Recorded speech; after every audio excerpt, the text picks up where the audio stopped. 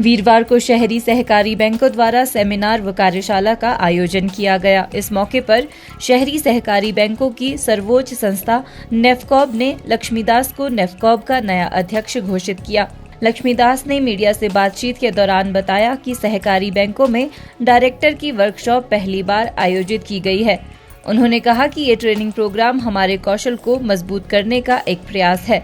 उन्होंने कहा कि इस कार्यशाला में हिमाचल के सहकारी बैंक हिस्सा ले रहे हैं, जो बहुत खुशी की बात है। ये जो आज की वर्कशॉप है ये बहुत ही महत्वपूर्ण है और कोऑपरेटिव सेक्टर में डायरेक्टर्स की ट्रेनिंग का प्रोग्राम ये अपने आप में नेफकॉब की ओर से आयोजित किया जाने वाला ये पहला प्रोग्राम है। पहला प्रोग्राम इन द सेंस कि वैसे तो हमने करीब 15 प्रोग्राम पहले अलग अलग प्रांतों में कर चुके हैं, लेकिन इस सेक्टर के लिए ट्रेनिंग का प्रावधान करना, लोगों को सेंसिटाइज करना, ये हमारा पहला प्रयास है। बहुत अच्छा प्रयास हो रहा है, लोग इसमें पार्टिसिपेट कर रहे हैं। आवश्यकता इस बात की है कि जो डायरेक्टर्स हैं उनको इस बात का एहसास होना चाहिए कि वो जिस पैसे के साथ को हैंडल कर रहे हैं वो पैसा बहुत मेहनत से कमाया हुआ लोगों का पैसा है। उस पैसे का ठीक से उपयोग हो। हम लोग ट्रस्टी हैं इस पैसे के, तो इस पैसे का ठीक से उपयोग हो, वो उसकी सुरक्षा हो और लोगों के पास वो पैसा पहुँचे, फिर लोगों से रिकवरी हो। आजकल का जो बैंकिंग सिस्टम है उसमें कंपटीशन भी बहुत है और कौशल भी बहुत है।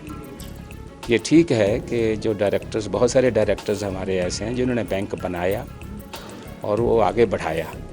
तो हम ये कहें कि हम उन डायरेक्टर्स को जिन्होंने बैंक बनाया और बैंक को आगे बढ़ाया है उनको ट्रेनिंग दे रहे हैं, तो ये तो बहुत ताकतवर बात नहीं लगती है।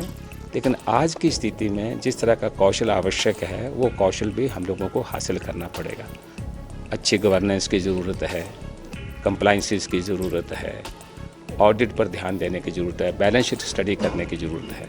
ये सारे ऐसे काम हैं जो टेक्निकल काम हैं और हमारे डायरेक्टर्स को भी आने चाहिए।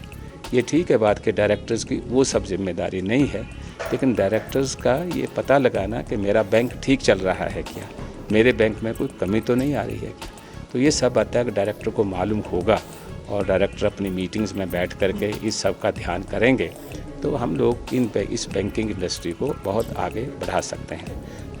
नेफकॉब के साथ करीब 1500 बैंक जुड़े हुए हैं, बहुत सारी 80,000 से करीब 1 लाख क्रेडिट सोसाइटी जुड़ी हुई हैं।